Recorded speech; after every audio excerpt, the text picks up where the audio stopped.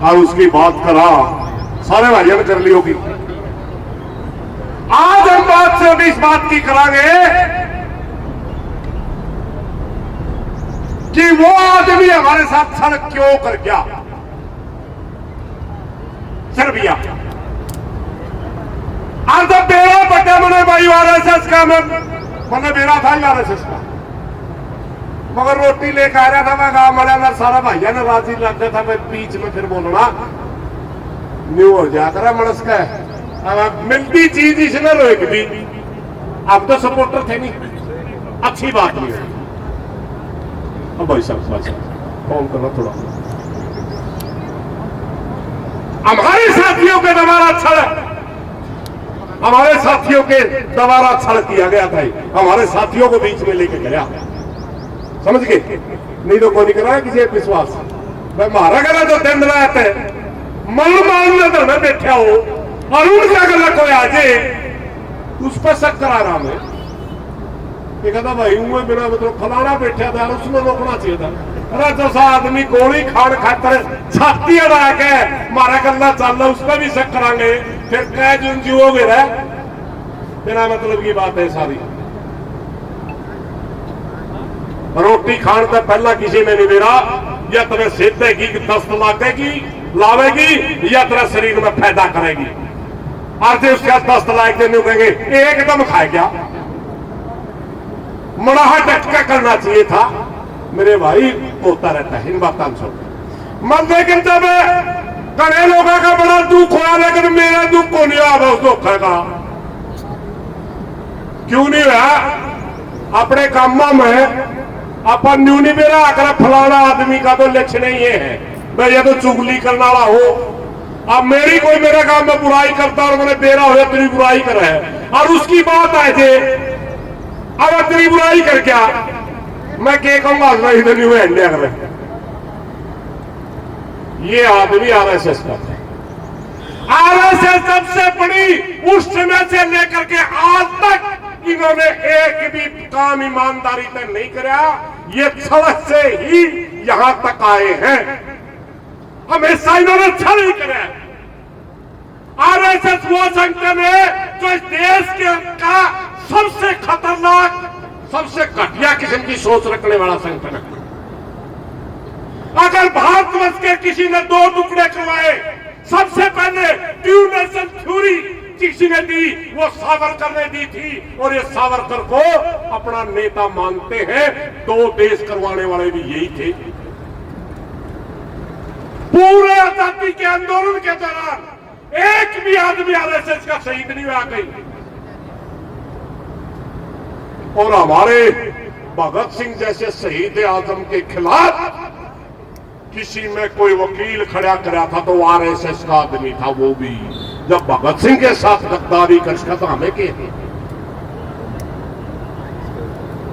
जब इस देश के दो टुकड़े करवा सकते तो आंदोलन के टुकड़े करवाना इनके लिए कितनी बड़ी बात है। जब से ये सत्ता में आए हैं जब से इन्हें सत्ता का दुरुपयोग किया है पूरे देश के अंदर कितने दंगे हुए आपको पता है। सावरकर क्यों अंग्रेजा ने बाहर काटा था? मैं 5-1 मिनट लेऊंगा इस पर बैठ देना।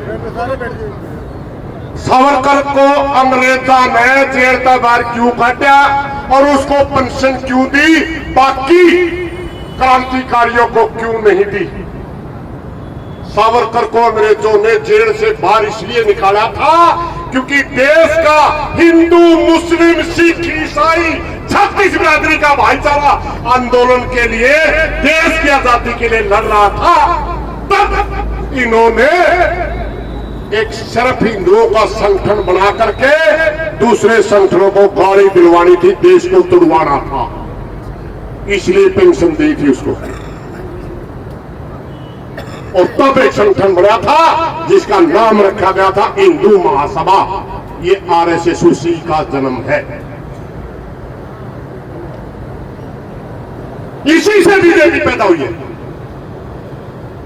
आरएसएस क्यों जातिवादी संगठन है मैं बड़े मन से कहता हूं। इसका जितने भी आज तक संचालक हुए एक अपवाद को छोड़ करके मात्र कुछ क्षेत्र है कोंकण का चित्त पावन पावन ब्राह्मण होता है, इसका कोई ओबीसी एससी या उत्तर भारत का तो ब्राह्मण भी इनका चीफ नहीं बन सकता, इनके संविधान में।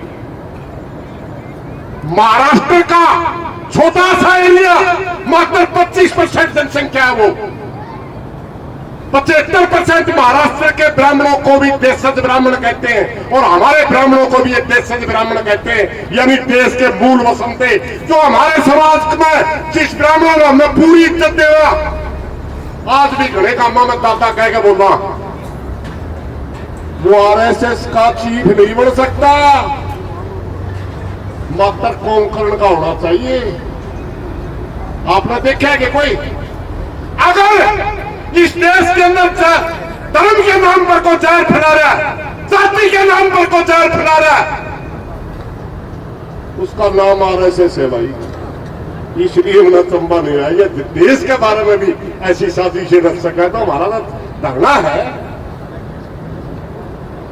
इसलिए हमने कोई अचंबा नहीं आया भाई, क्योंकि सांप का काम टंक मारना हो।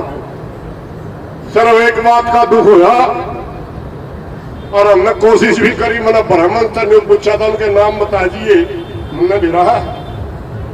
एक तो यह बात कहन खतर खड़ा था, दूसरी वो बताने खतर खड़ा हरियाणा जाए कर रहा। हरियाणा के अंदर एक नहीं 2 सरकारें, इस धरने ने साबित कर दिया बीजेपी वर्सेस बीजेपी है। ये जो दूसरी पार्टियां में आरोप लावे हैं, किसी किसान संगठन पर आरोप लावे हैं, हरियाणा में बीजेपी वर्सेस बीजेपी है। एक बीजेपी ने टी ला दी और दूसरी बीजेपी ने टी पैड़ दी। उस भाई पे हमारे साथियों का हम कदे ना विश्वास करा और ना आज्ञा करा, कौन के क्या फर्क नहीं पड़ा करता हमारा, क्योंकि कहता भाई की तो है भाई। एक बात बताऊंगा तो हमने पहला कामा में चुगल नहीं आकर के किसी भाई का रिश्ता होता में पहाड़ा लाके मैं ठूस मारे, पहाड़ा लाके खुद की घुस की भी सारे चुगल सोशल मीडिया पर और के करे तो कहेंगे। प्रचार करने खातर भी सोशल मीडिया का इस्तेमाल, अच्छे काम करने खातर भी सोशल मीडिया का, और वह सोशल मीडिया पर वह भी है, वो अपना काम करेंगे भाई, वो उन साथियों का काम है। धन्यवाद उन भाइयों का भी, नाम तो देवे है चकायर दे के लेंदे हो। और यहां भी भाई मैं थोड़ा सा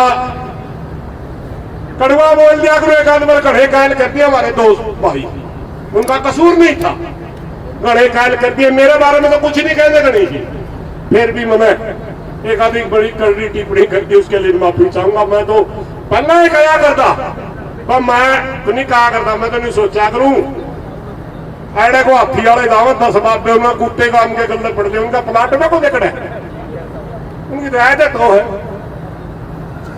दूसरी बात मैं ये बताना चाहता हूं कि बिल्कुल नंगी हो चुकी है सरकार, बिल्कुल का दिवालिया पिट चुका है।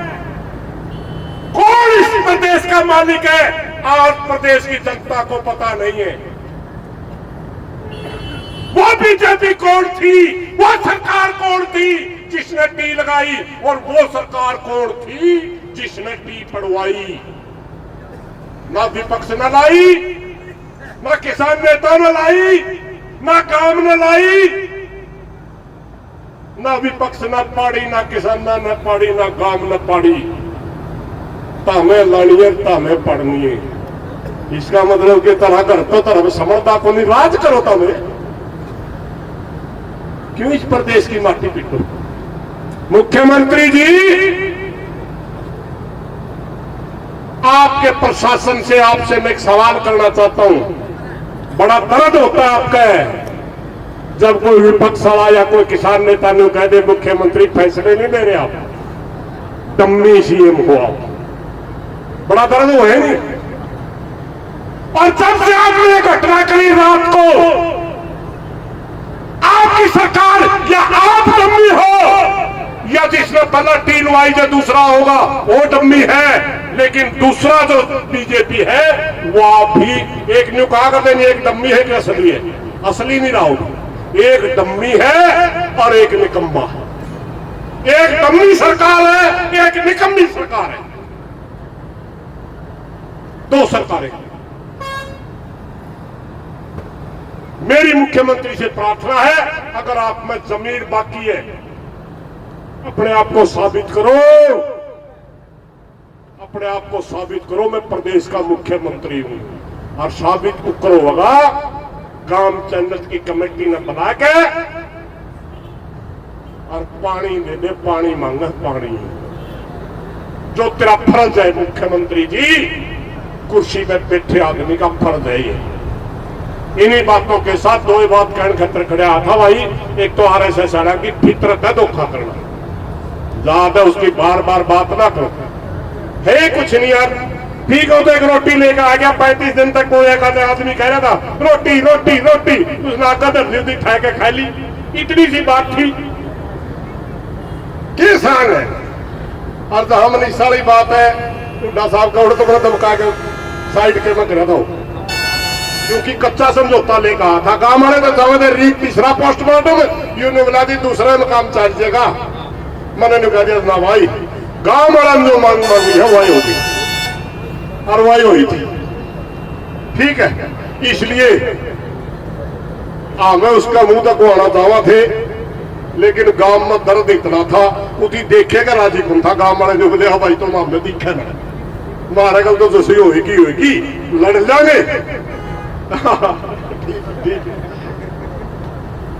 भाई, ईश्वर कहा ठीक है, यानी एक आधा और बुलाना रह रहे हैं।